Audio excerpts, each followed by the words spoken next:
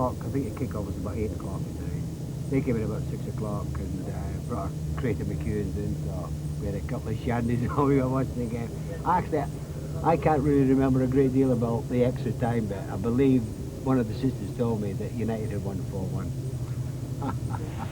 How they cheered as Bobby Charlton led his men up to receive the handsome outsized trophy. Mr. Wiebacker, president of the European Union of Football Associations, handed it over. This victory didn't belong only to Manchester United supporters. This was a win for Great Britain. What a match! What a team!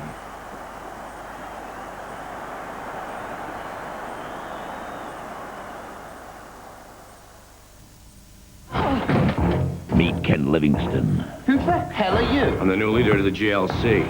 He's a one-man crusade. You know who I am? I'm the Lord Mayor of London. Was. But the PM wants him stopped. He's turning the city upside down and you are doing nothing! Charles Bronson. This is one red that ain't staying under the bed. Lee Van Cleef. My name's Ben. Tony Ben. Love, Death, and Local Government. GLC, Thursday at 9 on BBC2. In a world paralyzed by recession, one commodity is still growing. Information. Collated, digitized, manipulated, and packaged for you to consume with products light years away from the desktop computer. Tools that can send and receive information anytime, any place, anywhere, in a world where the only boundaries to communication are electronic. Discover the electronic frontier on Horizon, tonight at 8 on BBC2.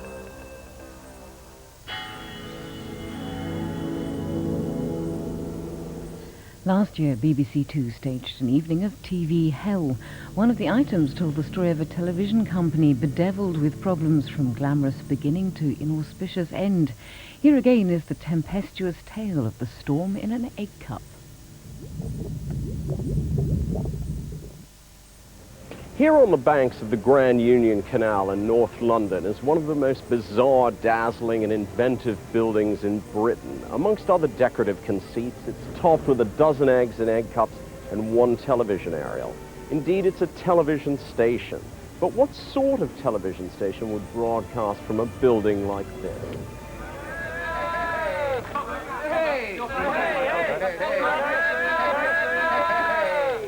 And what an astonishing interior. It's bright and bold and sunny. Whoever started this company must have been full of optimism. I see they've been having a party. Rather good champagne.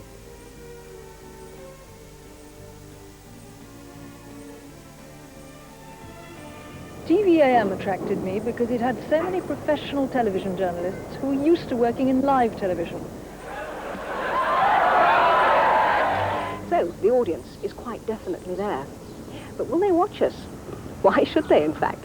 I was asking for it, all that, wasn't it, really? I mean, all the champagne fizzing about. Because we made the first programme, letting off lots of bottles of champagne, somehow it would just fizz on like the champagne. And actually, it would just fizz straight downwards.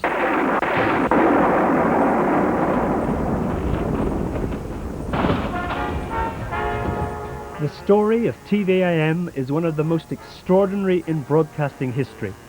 It was a roller coaster ride for everyone involved. The television station that went from euphoria to disaster slowly picked itself up and finally died in an unexpected political assassination. It was executive TV hell. I feel very happy about it. In December 1980, the intellectual power of Peter Jay and the star names put together by David Frost helped to convince the IBA that the franchise should go to TVM in a fiercely contested battle. Jay promised a mission to explain, and Frost, sexual chemistry. They were the famous five, and probably the best-known faces on British television. They put their careers on the line for a chance to own a slice of their own television station. Right. Thank you.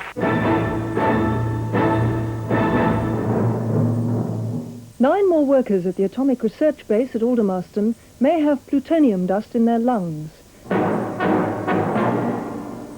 Hello. Good evening. Thank you very much indeed, ladies and gentlemen. Welcome to Frost's Weekly. The Chancellor stated...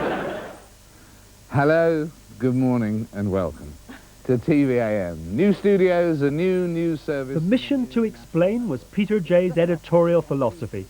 TVAM was to be like the Daily Mirror in the 1950s, popular, intelligent journalism. He'd come out with the phrase almost accidentally, but it turned into a mission that was impossible to deliver, a standard against which the programme was judged. The phrase mission to explain was coined by me on the spur of the moment. I was actually on my feet at the public meeting in Croydon called by the IBA to discuss the idea of breakfast television.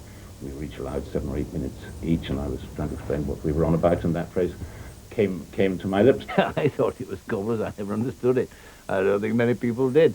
It was a catch line, of course it was, but part of the game that you play, gibberish, nonsense. I've always taken the point of view, no matter what programme I've done, I've hated the stage where people sit down and philosophise about it. Well, the whole place was run on this mission to explain thesis, which of course was really the mission to condescend and bore the back legs off everybody. And there's one story that did the rounds that apparently Peter Jay interviewed a very experienced woman reporter from the BBC. And virtually the first thing he said to her was, what class of degree have you got? And she said, well, I've got a third. And he said, well, I'm sorry, but we don't want third-class brains here. So on the 1st of February 1983, TVAM went on the air, launched by its first-class brains. They may have been the brightest and the best, but did they have enough practical experience of the difficulties of producing more than 3 hours of live television a day, more than any other ITV company? Good morning, welcome to Good Morning Britain for the very first time after months, years of preparation. We have at last what we've always wanted, you. During the next hour, we'll be completing our final preparations, and we look forward to welcoming you back here at 7 for a programme that we hope will be full of surprises for you and sometimes, no doubt, for us too. In case you hadn't noticed, and I don't really see how you could help it, television history is being made at this very moment.